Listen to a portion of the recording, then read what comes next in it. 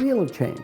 I'm now going to share a very practical model that you can use to plan your own life, to help you become that person you want to be, to coach others, help them become the person that they want to be, to work on building a team, or even analyze an entire organization. The Wheel of Change. In the Wheel of Change, we have 2 dimensions, 4 quadrants. That first dimension is positive to negative. Positive, those great elements that we either have now or want to create, and negative, what we don't like or want to get rid of. And then we have change and keep. Change, what we want to modify, keep what we want to leave as is. And looking at the Wheel of Change, we can see 4 quadrants. Quadrant number 1 is called creating. Creating. And as we journey through life, think about this. Who is the new me that I want to become? Positive change. Who is that new me I want to create? And it could be things like results. I need more money. I want to create more wealth. It could be health. I want to create a healthier lifestyle. It could be relationships. It could be just our view of the world. I want to be happier. Who is the new me I want to create? That's positive change. And in looking at this concept of creating, I think a good place to start is to look at our identity. Before I focus on who do I want to become in the future, it's good to look at how do I define myself now? What is my identity? And where does our identity come from? Again, a simple model, 4 quadrants. We look at the future versus the past, self versus other. The first is, how do I know who I am? My remembered identity. For example, I think I'm a bad tennis player. Okay, that's part of my identity.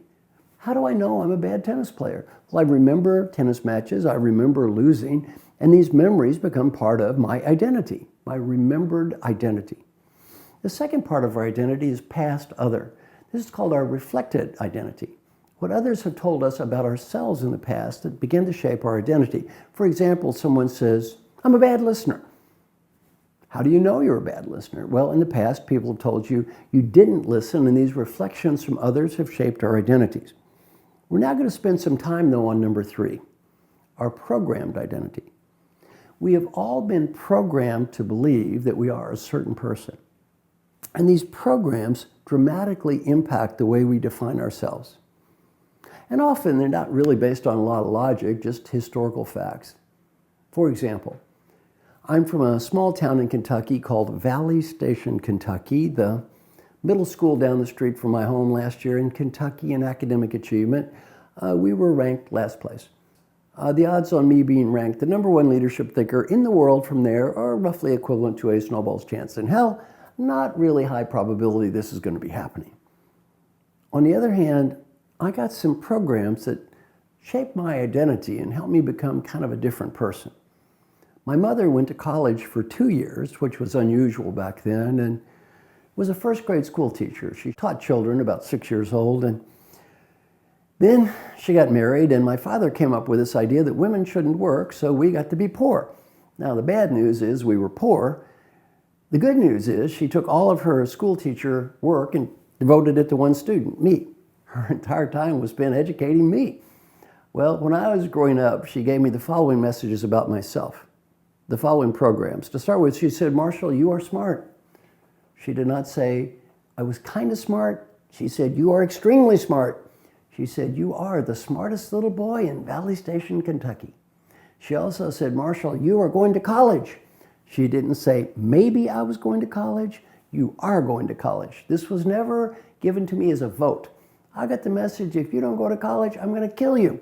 And she said, you can go to graduate school. Now, my dad had a little 2-pump gas station. She didn't want me working at that gas station. What's another part of my programming? Marshall, you have no mechanical skills, and you will never have any mechanical skills for the rest of your life. I get this message, you have no mechanical skills. How does this message impact my identity? Never encouraged to be around cars or tools, mechanical things. So guess what? I don't learn. Now, my father, you have no mechanical skills. My friends, you have no mechanical skills. I'm a teenager. They're talking about a universal joint. I thought a universal joint was something people smoked.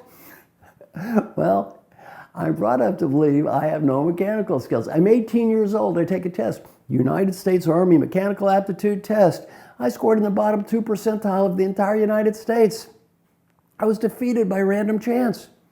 Now it's no longer my mother saying, you have no mechanical skills, or my father. It was the United States Army and a staff of trained psychologists have all got together to prove I had no mechanical skills. Do I doubt this? Of course not. I totally accept it. Until I'm 26 years old. I'm getting a PhD from UCLA, and one of my teachers is old Dr. Tannenbaum.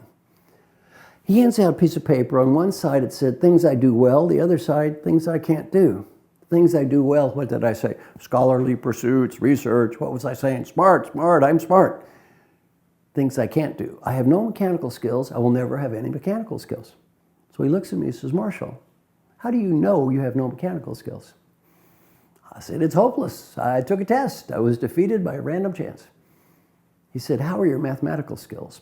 Perfect score on the SAT math achievement test, 9 courses of math past calculus. I have wonderful mathematical skills. He said, why is it you can solve complex mathematical problems, but you cannot solve simple mechanical problems? I thought, good point. He said, how's your hand-to-eye coordination? Guess it's okay. I could play pinball games, shoot pool.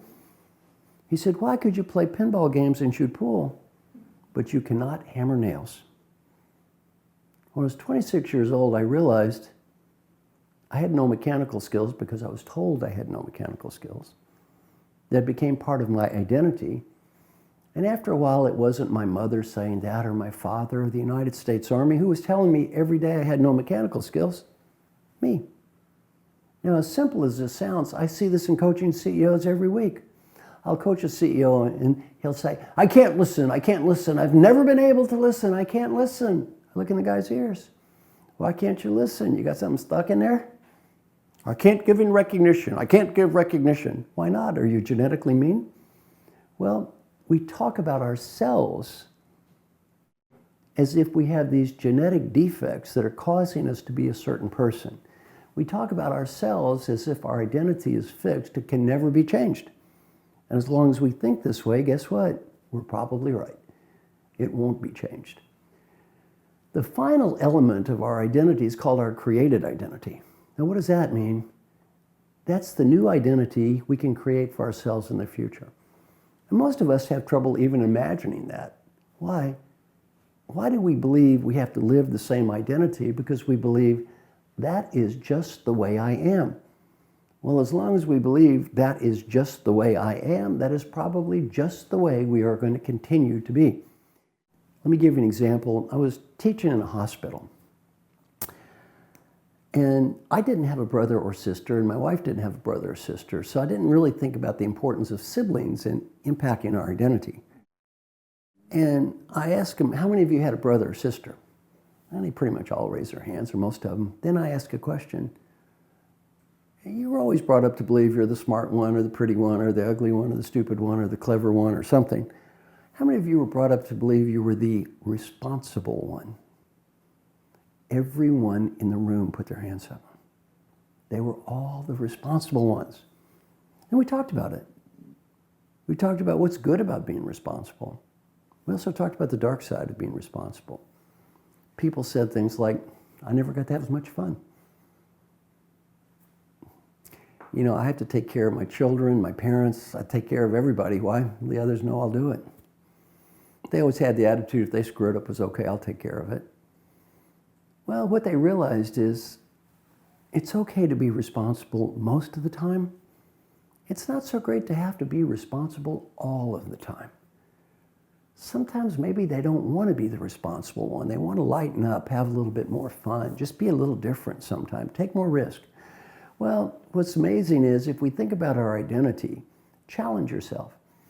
Ask yourself, who am I today? How am I defining myself? And how much of this has come from programs in my past, from my parents, from other important people? And then ask yourself, who is the new me that I want to create in the future? Who is the person that I want to be? And how can I change my identity so that I'm not locked into being who I have been?